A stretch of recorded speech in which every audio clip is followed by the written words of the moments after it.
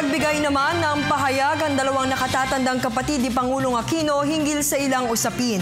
Kabilang narito ang katatapos lamang na sona ng Pangulo at relasyon sa pamilya Binay. Narito ang ulat.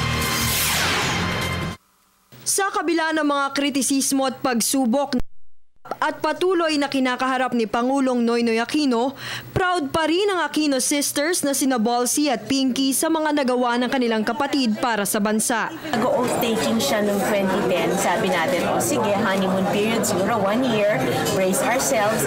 Wow, it's how many years? Patapos na, and I think I read Mr. Mangahas is saying sa SWS talagang unprecedented din yung mga ratings niya. Kaya kami, as his sisters, we're just so proud and we really, wala na kaming mahihingi pa. Patapos na yung term niya, ganyan pa yung ratings mo. Talagang thank you God. Thank you Mom and Dad. He's very honest and really so sincere. Maski na alam siyang pinagdaanan na mahirap, hindi siya yung type na nagreklamo. Ayaw na ring magpaapekto ng magkapatid sa mga batikos ng ilang kritiko.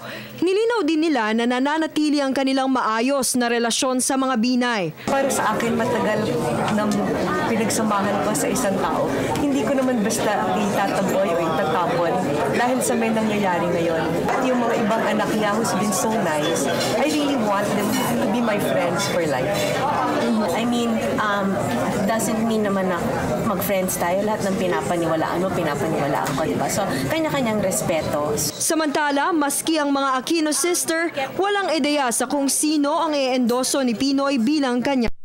Kung kukulitin namin sino, parang karagdagan pa, no? Sinabi ko lang sa kanya, ang prayer ko is talagang ma-enlighten ka ng Holy Spirit that you will really choose the best one for our country. But whatever is his decision, I will respect. Para sa Telebisyon ng Bayan, Ria Fernandez.